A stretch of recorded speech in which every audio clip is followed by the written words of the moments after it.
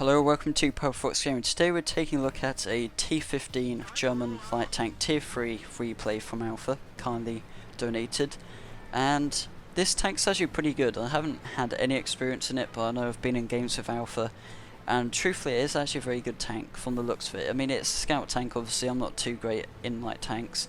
Scouting wise, I always find you have to have a pretty well trained crew to actually be any good at being a scout. As well, I think Alpha does have 6 sense, we'll see that in a second anyway with the little light bulb. And I have watched this replay and it actually is very, very good. I mean, Alpha doesn't get like loads of kills, but he does get 1 kill and does do a bit of damage. And truthfully, the role of a T-15, even though pretty much everyone is in a light tank or like a tank destroyer at this tier,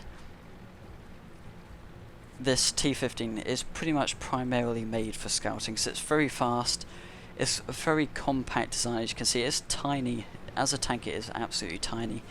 It's very fast, very mobile, very agile from the looks of it anyway.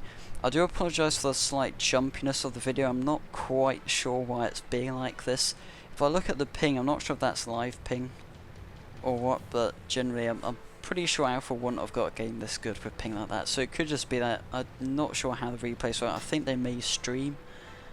It could just be something with our internet, I'm not quite sure, but I hope you do kind of enjoy the video nonetheless, even if it does look like this, because I will say it is a great replay.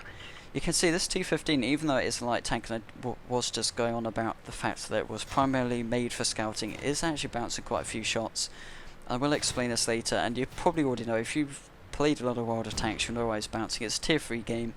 Lots and lots of people are using auto-loaders. Pretty much the only kind of tanks that are a threat for a tank this fast could be tank destroyers that have the obviously bigger guns. You can see there's T-18, and that's actually a pretty formidable tank destroyer. I mean, it's got very, very strong frontal armor. You could see there even the side armor, this like gun here, was struggling to penetrate. I'm not sure this gun, I don't think this gun Alpha's got is an autoloader. It does look like a very, very low caliber gun, but I don't think it's an autoloader, so it's probably fairly decent. But you can see even now it's like bouncing shots. The Marder 2 obviously gets an excellent shot in there. I wouldn't say excellent, it's obviously not excellent for Alpha. But yeah, that's what I'm kind of talking about there. Only the tank destroyers can really dish out the real damage. You can see there he was actually doing pretty well. Bouncing a lot of shots, had very little damage done to him because the autoloaders were struggling to penetrate at range. It was only until the Marder 2 came along with this little gun that does like 80 damage or something, and there you go. VAE Type B, both of them just stuck there, and it's just like, hello, 15%, shoots him down. Now he's immobilized, and so does that guy there. So it's actually pretty cool. So the Chaiha does get taken out.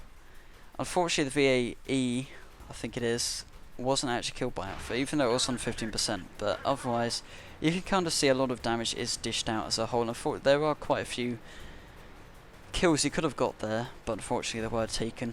Although having said that, it were kind of low health tanks, I suppose they would have been kill steals anyway. But you can see that this was, so far, was a very good game. The Marder 2, pretty much Alpha's worst enemy so far this game. It's the only one that's actually done any real damage to the T-15. But yeah, you can see it is a pretty good tank. Armor actually, I don't know if the armor situation is actually, because maybe the armor is actually pretty decent. I don't actually know, because to me the armor looks pretty flat as a whole. I'm putting it down to the autoloaders because you can kind of see there most of these shots, bar the one just under top, actually looks relatively big, but you can kind of just see small scratches of white, and I'm assuming that's where these tiny autoloaders have tried to pen the T-15 and have failed to do so, because seriously, those little white stripes there, absolutely tiny rounds, must be like 30mm, probably even smaller than that actually, considering that.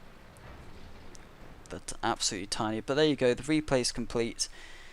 An excellent game, I'd say, overall, because only had 5 of Alpha's team got killed, and the rest of the team were wiped out. So I would actually say that even though the guy at the top, which I think is a medium 3, got 4 kills, I think without Alpha in this case, they wouldn't have got anywhere near as far, because the thing is, Alpha was like speeding around in his T-15, doing a lot of scouting, did scout out a lot of the enemy team, and I actually think probably it would have been slightly different outcome if Alpha wasn't doing that. So I'd say good job for Alpha. Excellent team player in this case, and thanks for watching the video today, guys. Hope you did enjoy it, and if you did, remember to like and subscribe. See you next time.